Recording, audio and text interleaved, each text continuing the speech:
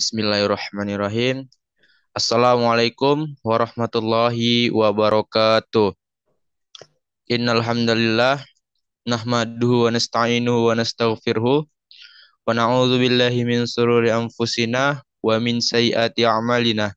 May yahdihillahu fala mudhillalah wa may yudlilhu fala hadiyalah. Asyhadu an la ilaha illallah wa asyhadu anna Muhammadan abduhu wa rasuluh alladzi la nabiyya wa la rasula ba'da. Amma ba'du. Yang pertama dan paling utama, marilah kita mengucapkan puji syukur kita atas kehadirat Allah Subhanahu wa taala yang telah memberikan nikmat dan rahmatnya sehingga pada malam hari ini kami berdua dapat untuk menyampaikan hasil dari diskusi kami. Kemudian selawat dan salam. Tak lupa pula marilah kita hadiahkan kepada Nabi kita, Nabi Muhammad SAW dengan melafazkan Allahumma sholli ala Sayyidina Muhammad wa ala ali Sayyidina Muhammad yang mana syafaatnya yang kita harapkan di yaumil masyar kelak. Amin. Amin ya rabbal alamin. Baik, langsung saja. Adapun tujuan kami berdua adalah untuk menyampaikan hasil dari diskusi kami, yaitu tentang agama Islam sebagai petunjuk bagi manusia dan sumber utama ajaran Islam. Baik, eh, sebelum masuk ke materi, mohon izin untuk kami memperkenalkan diri terlebih dahulu. Adapun nama anggota dari kelompok 2 itu adalah yang pertama Afif Magrido ya, dengan NPT 41220040 yaitu rekan saya sendiri. Kemudian saya sendiri Dian Prayoga dengan NPT 41220062. Next. Baik, sebelum memulai materi, marilah kita berdoa dengan doa kafaratul majelis. Bismillahirrahmanirrahim. Rabbi shlori sadri wa yassirli amri wahlul 'uqdatam min lisani yafqahu qawli. Amin. Bismillahirrahmanirrahim.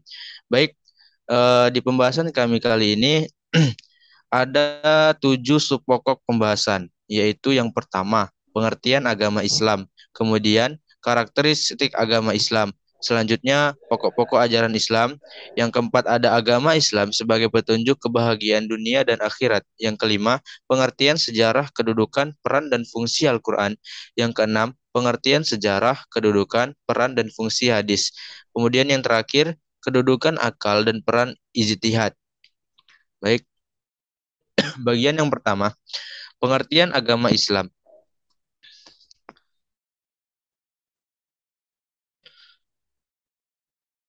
Next.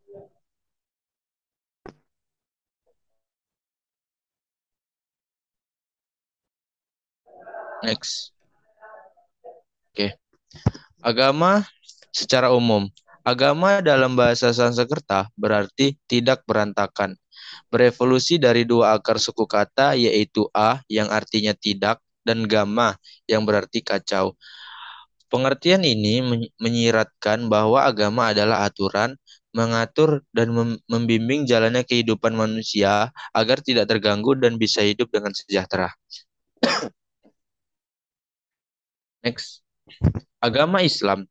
Al-Islam secara etimologis berarti tunduk. Kata Islam berasal dari kata salima yang berarti selamat. Dari kata tersebut terbentuk kata aslama yang memiliki arti patuh, berserah diri, dan tunduk atau taat. Hal itu telah dijelaskan oleh Allah Subhanahu wa taala dalam Quran surah Al-Baqarah ayat 112 yang berbunyi, A'udzu billahi minas syaitonir rajim. Bismillahirrahmanirrahim. Bala man aslama wajhahu lillahi wa huwa muhsinun falahu ajru 'inda rabbih wala khaufun 'alaihim wala hum yahzanun. Yang artinya, tidak, barang siapa menyerahkan dari aslama sepenuhnya kepada Allah dan dia berbuat baik, dia mendapat pahala di sisi Tuhannya dan tidak ada rasa takut pada mereka dan mereka tidak bersedih hati. Next. Kemudian bagian kedua, karakteristik agama Islam. Karakteristik agama Islam. Islam memiliki karakteristik yang khas dengan agama-agama sebelumnya. Dalam memahami Islam dan ajarannya, berbagai aspek yang berkenaan dengan Islam perlu dikaji secara seksama, sehingga dapat dihasilkan pemahaman yang komprehensi. Hal ini penting dilakukan karena kualitas pemahaman keislaman seseorang dapat mempengaruhi pola pikir, sikap, dan perilaku dalam menghadapi berbagai permasalahan yang berkaitan dengan Islam. Islam adalah agama universal, komprehensif, lengkap dengan dimensi esoterik dan eksoteriknya.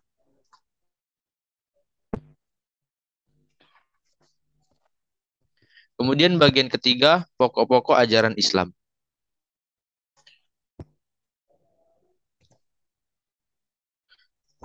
Kajian tentang Islam tidak hanya terkait dengan persoalan ketuhanan atau keimanan saja, akan tetapi juga mencakup tentang sejarah kebudayaan Islam, masyarakat sosial Muslim, dan kajian-kajian kebudayaan bercorak Islam lainnya. Kajian ilmiah tentang Islam dapat dibedakan antara Islam yang merupakan sebagai sumber dan Islam sebagai pemikiran serta Islam dalam pengalaman penganutnya.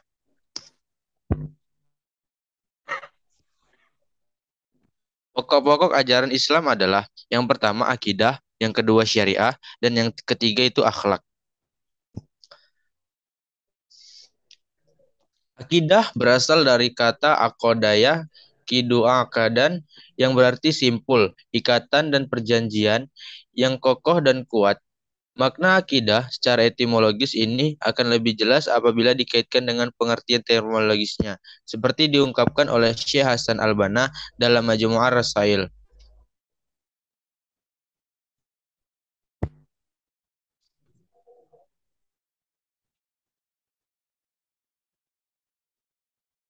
Baik, untuk selanjutnya akan dilanjutkan oleh teman saya yaitu Afif. Kepada Afif dipersilahkan.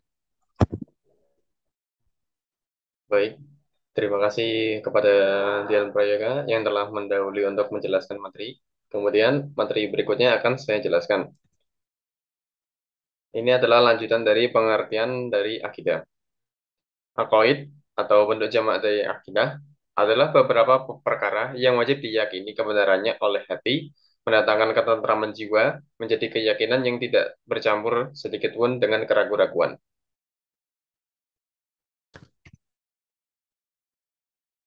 Akidah Islamiyah berisikan tentang apa saja yang harus dipercayai, diyakini, dan diimani oleh setiap muslim. Akidah Islamiyah itu terdiri dari 4 dasar keimanan, yaitu yang pertama iman kepada Allah Subhanahu wa taala, yang kedua iman kepada malaikat Allah Subhanahu wa taala, yang ketiga iman kepada kitab-kitab suci Allah Subhanahu wa taala, yang keempat iman kepada nabi dan rasul, yang kelima iman kepada hari akhir, dan yang keenam adalah iman kepada qada dan qadar.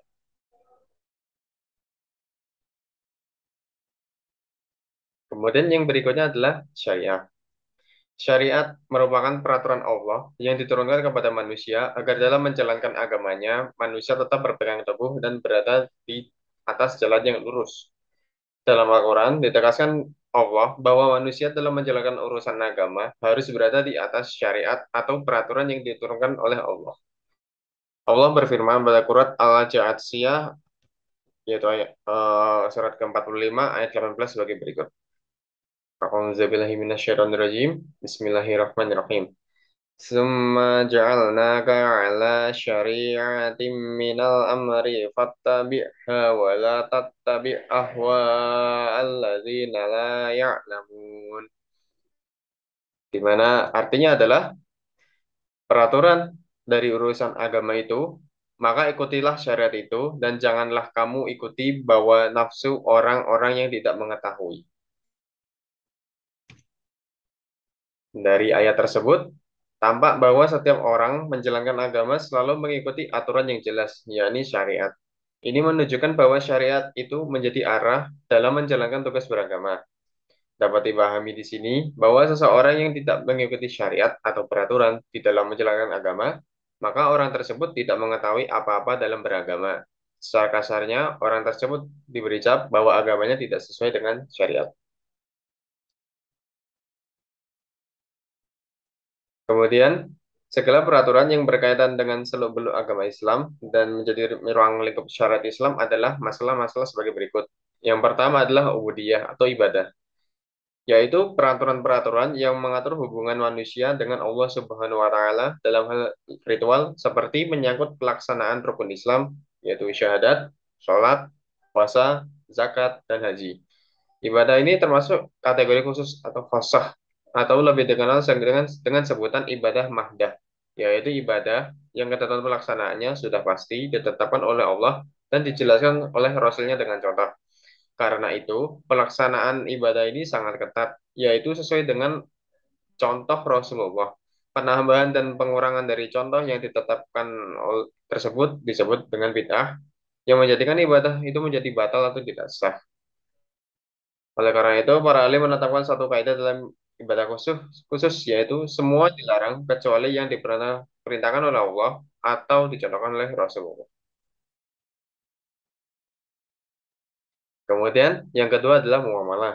Muamalah itu sendiri adalah peraturan yang mengatur hubungan dengan sesama manusia dalam hal jual beli, dagang, pinjam meminjam, sewa menyewa, utang piutang, warisan, wasiat, dan lain sebagainya.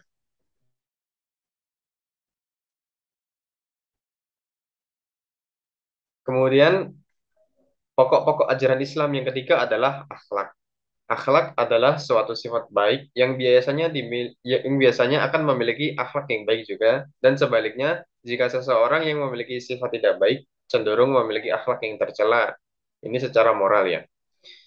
Akhlak itu sendiri juga dapat dibagi menjadi dua, yaitu akhlak kepada Allah Subhanahu wa taala dan akhlak kepada sesama manusia. Kemudian bagian keempat yaitu agama Islam sebagai petunjuk kebahagiaan dunia dan akhirat.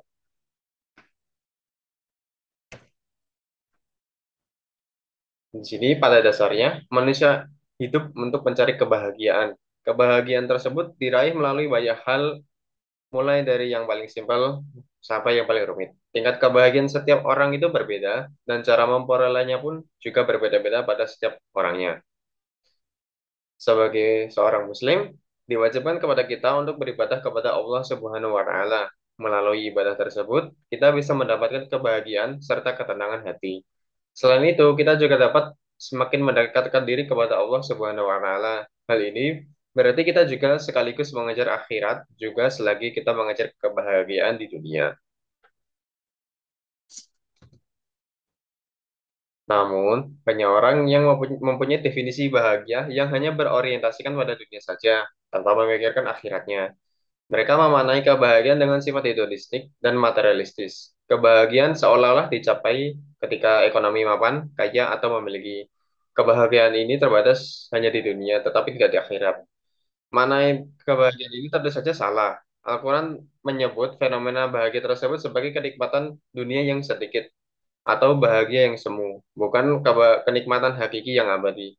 Tentang kenikmatan duniawi, Allah Subhanahu wa taala berfirman dalam surat surat surat Ali Imran, ini maaf ya, ini harusnya surat ketiga bukan keempat, pada ayat 14.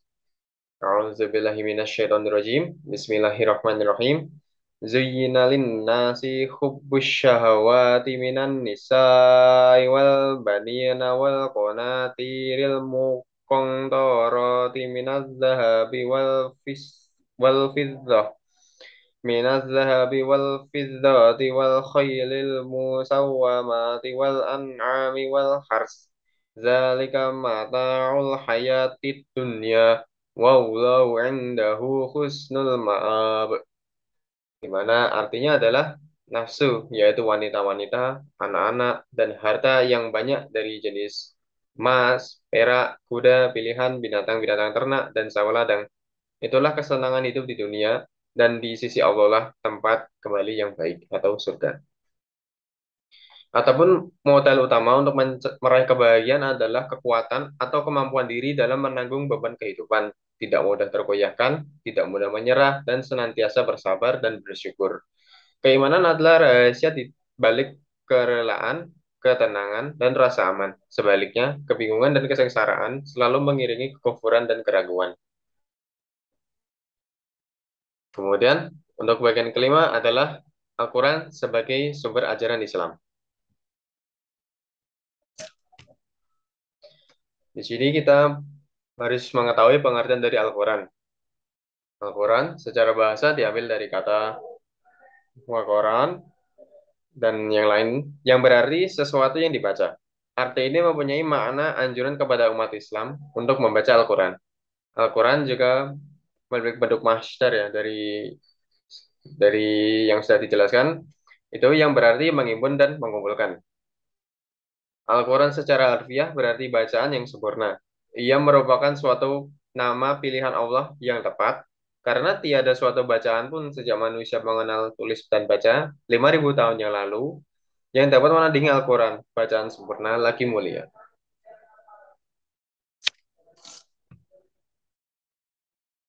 Dari definisi di atas, maaf, Al-Quran merupakan kitab yang terakhir. Ini sejarah ya. Sejarah dari Al-Quran itu, Al-Quran merupakan kitab terakhir yang diturunkan ke dunia. Kitab ini merupakan penyempurna dari 4 kitab sebelumnya yang telah diturunkan ke dunia. Al-Quran diwahyukan kepada Nabi Muhammad SAW melalui malaikat Jibril. Al-Quran turun tidak serta-merta langsung secara lengkap. Kitab ini turun dengan bertahap ayat demi ayat, surat demi surat, sehingga lengkaplah menjadi 30 juz. Secara lengkap, Al-Quran terdiri dari 30 juz, 144 surat, 6.236 ayat, dan 77.845 kata. Al-Quran itu sendiri turun pertama kalinya pada malam Qadar atau Lailatul Qadar di bulan Ramadan. Kemudian setelah itu turunnya berlanjut secara berangsur-angsur sesuai dengan kejadian dan peristiwa selama kurang lebih 23 tahun. Kemudian fungsi-fungsi dari Al-Quran. Fungsi-fungsi dari Al-Quran secara pokok ada 3. Itu yang pertama, petunjuk bagi umat manusia. Fungsi pertama yang mendasar dari Al-Quran adalah menjadi petunjuk bagi manusia. Fungsi utama sebuah kitab suci dalam agama dan keyakinan apapun adalah menjadi pedoman bagi penganutnya. Begitu pula Al-Quran menjadi pedoman umat Islam. Meski begitu, Al-Quran menyatakan bahwa ia bukan hanya menjadi petunjuk bagi kaum muslimin, tetapi juga umat manusia seluruhnya. Kemudian yang kedua adalah penyempurna kitab-kitab sebelumnya. Al-Quran juga berfungsi sebagai penyempurna kitab-kitab suci sebelumnya. Fungsi ini hadir karena Al-Quran adalah kitab suci terakhir yang diturunkan oleh Allah Subhanahu wa Ta'ala kepada Rasul dan Nabi-Nya. Sebagai kitab suci terakhir, Al-Quran membawa tugas menyempurnakan kitab-kitab suci terdahulu. Rasionalitas di balik fungsi ini setidaknya bisa diterangkan melalui 2 alasan. Yang pertama, kitab-kitab suci terdahulu memang diturunkan untuk kaum tertentu dan zaman yang terbatas. Kemudian yang kedua, dalam perkembangan sejarah, kitab-kitab suci terdahulu tidak bebas dari perubahan dan penyimpangan. Kemudian fungsi Al-Quran yang ketiga adalah sebagai sumber pokok agama Islam. Sebagaimana diketahui, sumber agama Islam itu ada 3, yakni Al-Quran, Sunnah, dan Ijtihad. Al-Quran adalah firman Allah yang diturunkan kepada Nabi Muhammad.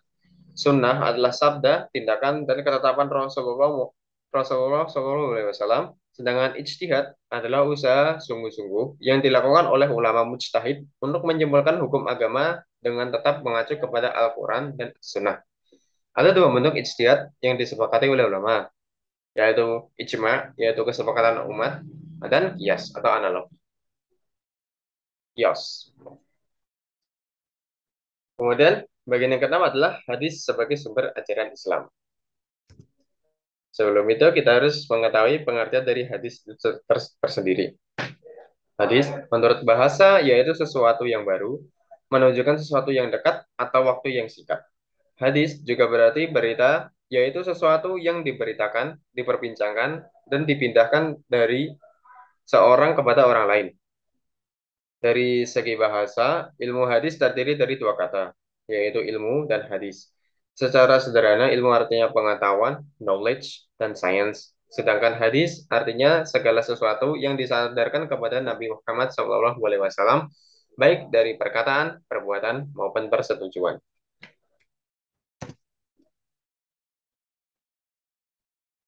Sebelum itu, kita mengetahui bahwa hadis itu ada 3. Yang pertama, hadis kauliyah, yaitu ucapan, yaitu hadis hadis Rasulullah Shallallahu Alaihi Wasallam yang diucapkannya dalam berbagai tujuan dan persituasian. Kemudian yang kedua adalah hadis fi'liyah, yaitu perbuatan-perbuatan Nabi Muhammad Shallallahu Alaihi Wasallam seperti pekerjaan melakukan sholat lima waktu dengan tata cara dan rukun-rukunnya, pekerjaan menunaikan ibadah haji lainnya, dan pekerjaan mengadili dengan satu saksi dan sumpah dari pihak penuntut. Seperti itu.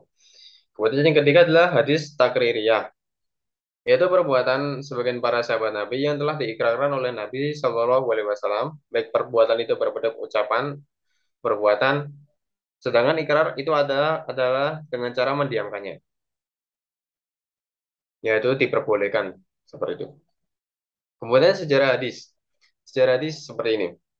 Pada masa Nabi SAW masih hidup di tengah-tengah sahabat, hadis tidak ada persoalan karena jika menghadapi suatu masalah atau skeptis dalam suatu masalah, mereka langsung bertemu dengan beliau untuk mengecek kebenarannya atau menemui sahabat lain yang dapat dipercaya untuk mengkonfirmasinya. Setelah itu, barulah mereka menerima dan mengamalkan hadis tersebut. Setelah Rasulullah SAW wafat, para sahabat sangat berhati-hati dalam meriwayatkan hadis karena konsentrasi mereka kepada Al-Quran yang baru dikodifikasi. Khalifah Abu Bakar tidak mau menerima suatu hadis yang disampaikan oleh seseorang kecuali orang tersebut mampu mendatangkan saksi untuk memastikan kebenaran riwayat yang disampaikannya. Para sahabat merupakan rujukan yang utama bagi dasar ilmu riwayat hadis. Para sahabat juga telah meletakkan pedoman periwayatan hadis untuk memastikan keabsahan suatu hadis. Mereka juga berbicara tentang para rijalnya. Hal ini mereka temui supaya dapat diketahui hadis makbul untuk diamalkan dan hadis yang mardud untuk ditinggalkan. Dan dari sinilah muncul muslahah al-hadis. Kemudian yang ketiga itu adalah fungsi hadis. Fungsi hadis terhadap Al-Quran ada tiga macam. Yang pertama itu memperkuat hukum yang terkandung di dalam Al-Quran.